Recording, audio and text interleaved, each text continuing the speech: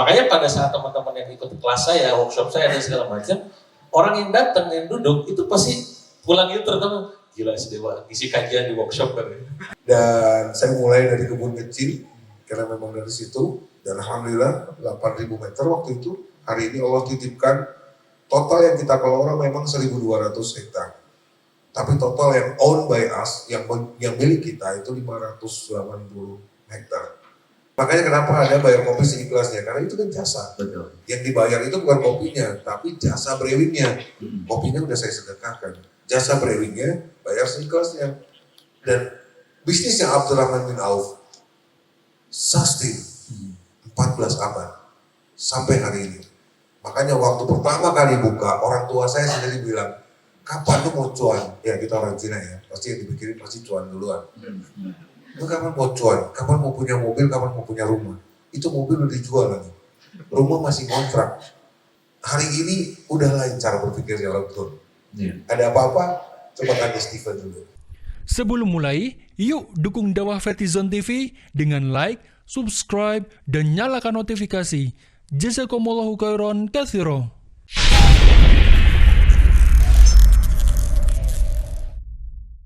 Baik, hadirin yang berbahagia, teman-teman yang dimuliakan Allah Subhanahu wa taala, sudah hadir dua sosok inspiratif kita, ada Kang Dewa Eka Prayoga dan juga Kang Steven Indra Wibowo. Banyak sekali, baru ada prolog aja udah bikin bergetar hati ya. Saya itu orangnya baperan, Pak.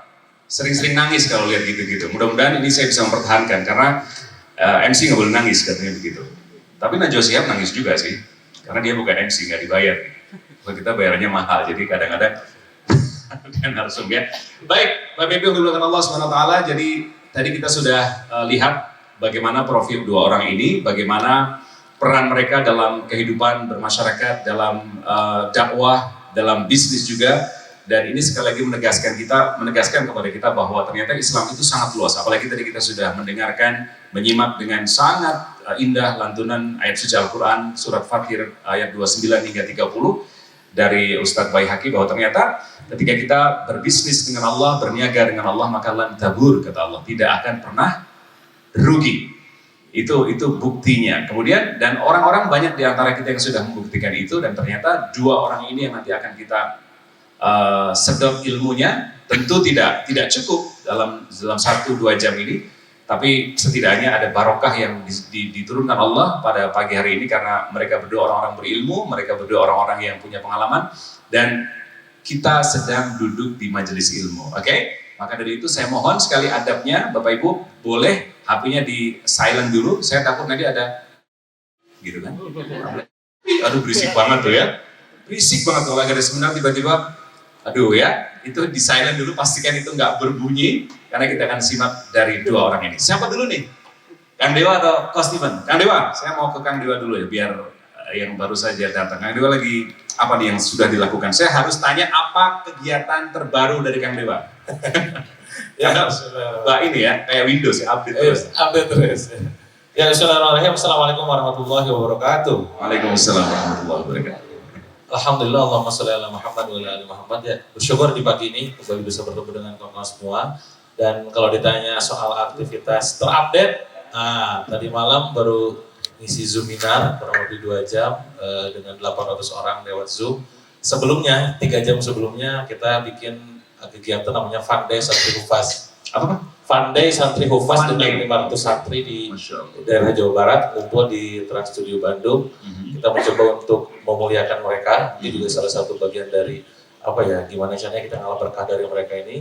500 orang santri dari berbagai kota kumpul, tasbih 3 juz dalam 1 kali duduk kurang lebih 1 jam sampai 2 jam, setoran 3 juz langsung dan juznya acak. Jadi yang datang itu kemungkinan besar kiriman dari berbagai pondok atau pesantren yang sudah terpilih.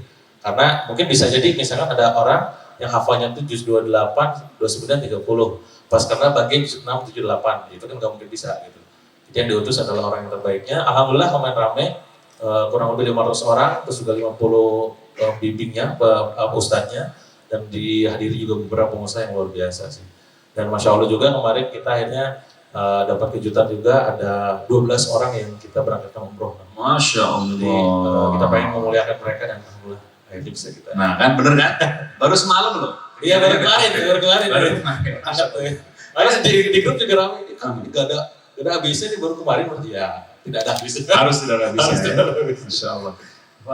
Apa namanya? Faidah faraf tafansor, katanya begitu ya. Dan muslim masih jalan ya. Terus yang sedekah daging untuk santri itu apa namanya? Ya, program kita salah satunya juga adalah gradasi gerakan daging untuk santri. Tiap bulan kita salurkan beberapa pesantren juga pondok yang ada di Jawa Barat dan sekitar. Termasuk kemarin juga kan kalau bicara masalah tentang pertolongan Allah ya. Kita itu memutuskan bikin acara fundraiser Revival 500 santri itu kurang lebih hanya 2 minggu. Karena sebelum itu kita anggaran itu 1,2 miliar, ini dari mana gitu ya. Tapi lagi-lagi bismillah, Allahu Akbar gitu kan. Jalan jebret itu dalam waktu 3 hari 800 juta terkumpul dari Muslimin Club. Allahu Akbar. Jadi saya punya kesimpulan bahwa ada orang-orang segmen-segmen tertentu, pengusaha, yang mereka tuh memang kudu di network kayak begini, di ketemuan, ya, dibikin jejaring, bikin program. Karena budgetnya ini kalau misalkan nggak dipakai untuk kebaikan, ya kemaksiatan khawatirnya gitu. Nah saya ngeliat bahwa ini ada segmennya, ya udahlah tiap bulan kalau lu punya budget sedekah minimal tiap bulan 10 juta, mau gue join gitu kan. Nah kemarin alhamdulillah gara-gara ada fundraiser Rivas ini, mereka menaikkan budgetnya, ada yang naik 25 juta, bahkan rekor paling gede itu saya ngeliat di grup itu ada 250 juta. Pokoknya ini saya support 10 juta, wow gitu. Saya punya mimpi kan. Kebayang kalau misalkan di Indonesia ini, saya nggak muluk-muluk sebagai founder dari Day Foundation itu, minimal kalau tahun depan 1.000 orang ngumpul aja. Ya kita kan alumni workshop aja, saya udah lebih dari 3.000, workshop lebih, member juga lebih dari 20.000, kan itu gede banget gitu. Kalau cuma 1.000 aja ngumpul, 54 orang, sekarang udah 54 orang kan. 54 orang aja bisa dapetin 1,5 miliar itu 1,2 miliar dalam waktu singkat. Kebayang kalau 1.000 orang ngumpul, kayaknya Bandung ini udah tinggal akrobat kalau mustahil. Selesai ya? Wah gerakan support. Masya Allah. Mimpi kita gitu sih, pengen support dalam kebaikan sih. Masya Allah. Dan nanti Rasulullah itu di surga ketemu dewa, mana dewa? Amin Allah. Kalau nggak ketemu saya di surga kan, tolong cari saya di surga Firdaus. Amin. Barangkali saya di sana. Saling. Iya dong. Luar biasa deh. Masa cari di neraka kalau dibilang balik ya kan? Kalau berharap surga Firdaus, kata Rasul kan begitu. Siapa tahu ya kan? Oke, yang kedua ada Coach Steven Indra Wibowo. Ini mikrofon ada 2 kok. Oke, kok apa kegiatan terbaru kok? Ini orang-orang keren ini mesti ditanya update terbarunya ya. Bismillahirrahmanirrahim. Assalamualaikum warahmatullahi wabarakatuh. Waalaikumsalam. Alhamdulillah terakhir kemarin. Nah, kemarin juga. Kemarin ya di Bandung. Baru perjalanan ke Bandung, baru pulang. Kemarin itu kita ada beberapa kegiatan. Kita dari Pontianak. Kebetulan ada beberapa desa mualaf di Mempawah, puluhan orang mualafnya. Jadi kita bangun, saya lagi nge-develop sekarang Cokor ke arah Taman Wisata Syariah. Dan kebetulan bangunnya di sana itu di lingkungan ada 7 rumah ibadah bukan muslim, ditambah 2 biara juga bukan muslim. Yang satu goa ini udah identik dengan agama tertentu nih. Jadi ada goa tertentu di situ. Dan kebetulan lingkungannya juga 70% bukan muslim juga. Iya, saya sengaja untuk memperkenalkan di sana karena banyak kan muslim-muslim di lingkungan sekitarnya di daerah kabupaten itu mainnya itu muslimnya ke tempat wisata yang bukan muslim. Artinya mereka menghidupi. Iya kan karena bayar retribusi sekali datang. Sama seperti yang di Bogor. Di Bogor juga kita mau bikin taman wisata alam syariah. Itu juga kecenderungan kita karena ada bangunan khas Bali, kedua terbesar di Asia, tapi di wilayah 93% muslim. Yang menghidupkan tempat itu juga ya muslim, karena sering pakai buat prewedding, setiap weekend buat jalan-jalan, sama keluarga piknik istilahnya. Sampai yang dagang itu yang banyak kan muslim. Area-area seperti itulah. Ya, saya masih istilah kalau orang Jawanya tuh dolan. Mainnya itu di kampung lah, di pedalaman, di pedesaan, alhamdulillah. Ada tim Garut Selatan juga, kita lagi meneruskan pembuatan sumur yang di Gunung Kidul sampai ke Wonogiri, ada sumur ke 164, jadi sumur itu per provinsi. Jadi sumurnya provinsi sini udah berapa, provinsi ini udah berapa, Jawa Barat kebetulan udah hampir 80. Untuk kegiatan sumur itu kenapa? Karena biasa air bersih ini kan kurang ya di beberapa daerah, dan kita selalu keduluan sama tangki kiriman dari salah satu rumah ibadah. bukan muslim. Iya. Nah, beberapa temuan kita itu airnya dikasih apalah gitu ya, didoakan bersama, dikasih minyak atau apa segala macam. Itu kita hindari, kita kasih air, mereka cukup airnya karena kata Rasulullah juga sedekah terbaik adalah air. Alhamdulillah Allah sudah titipkan lebih dari 1.200 sumur di Indonesia untuk kita, dan kita kasih nama juga sumur Usman. Dan sampai hari ini sudah 897 masjid ongoing yang kita progres.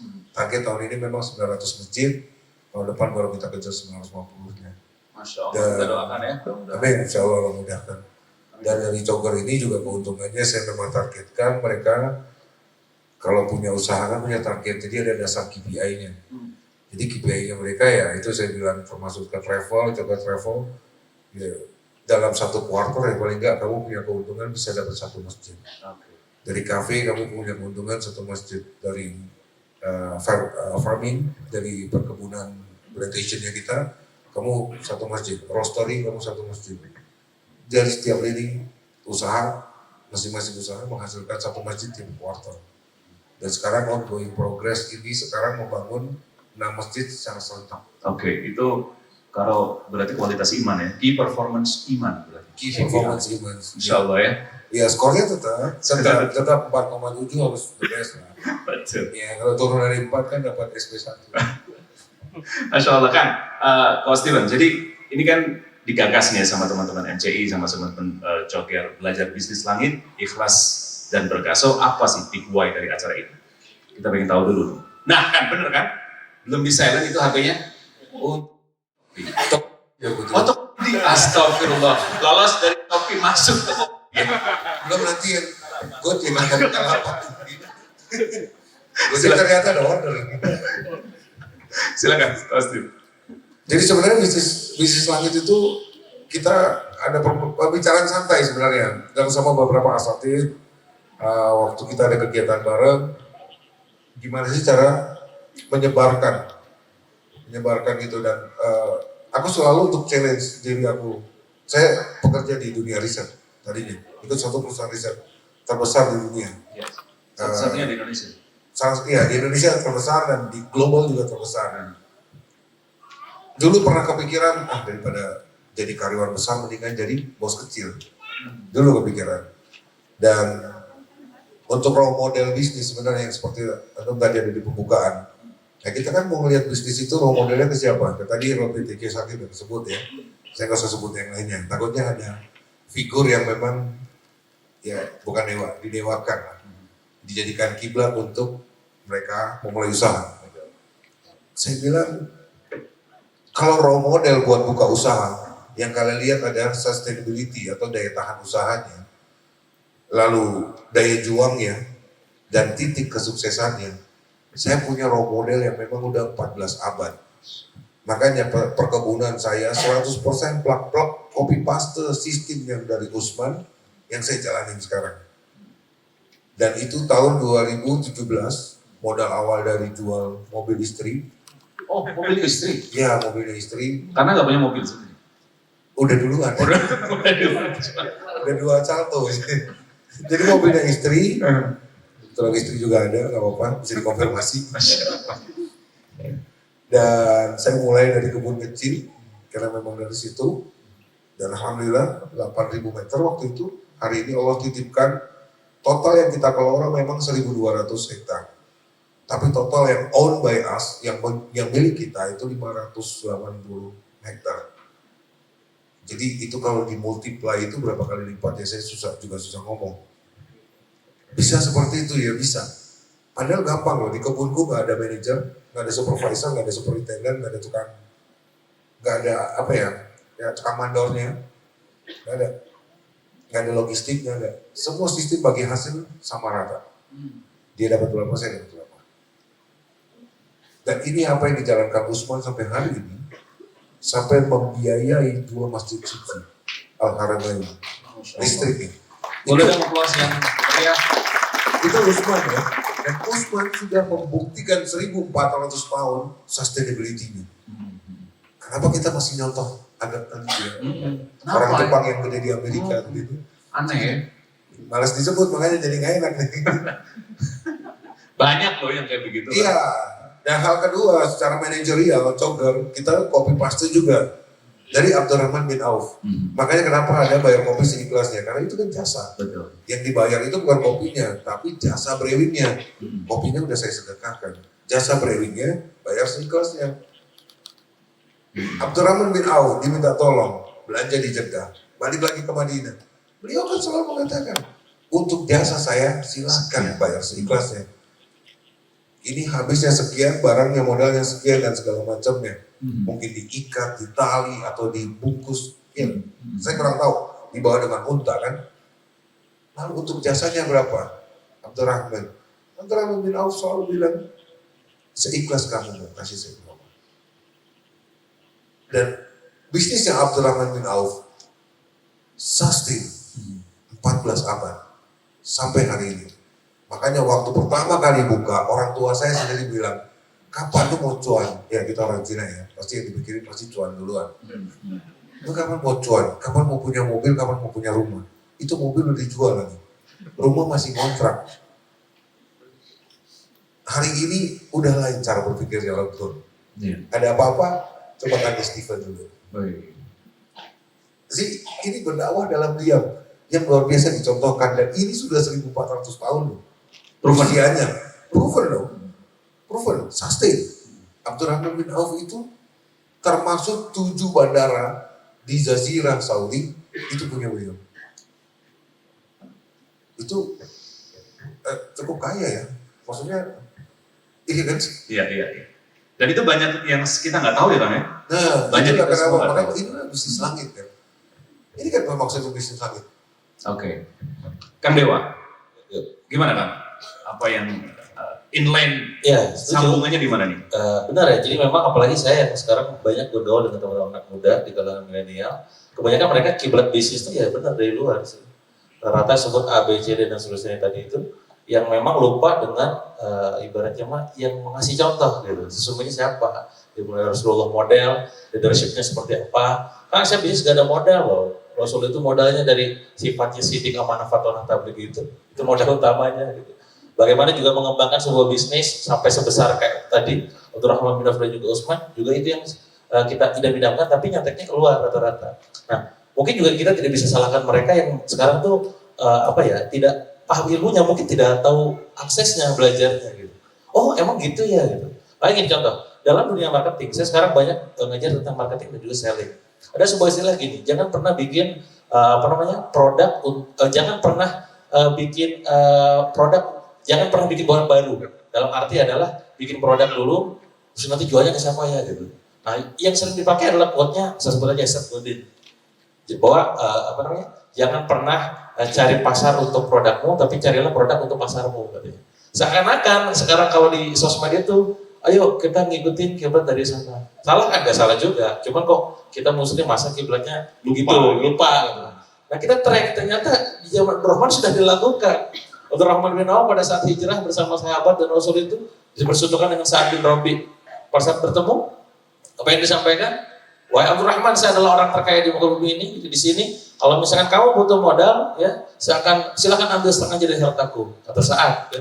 Kalau kamu butuh istri, saya punya istri, silakan pilih salah satu, akan saya ceraikan salah satunya, kamu ambil. Saya gak kebayang kalau pilihan Sa'ad bin Rabi itu disampaikan kepada kawan-kawan di sini. Saya mau gitu ya. Tapi berbeda dengan Abdurrahman. Bagaimana beliau menunjukkan pada saat ditawarkan begitu, mau harta saya harta banyak, mau ambil setengahnya.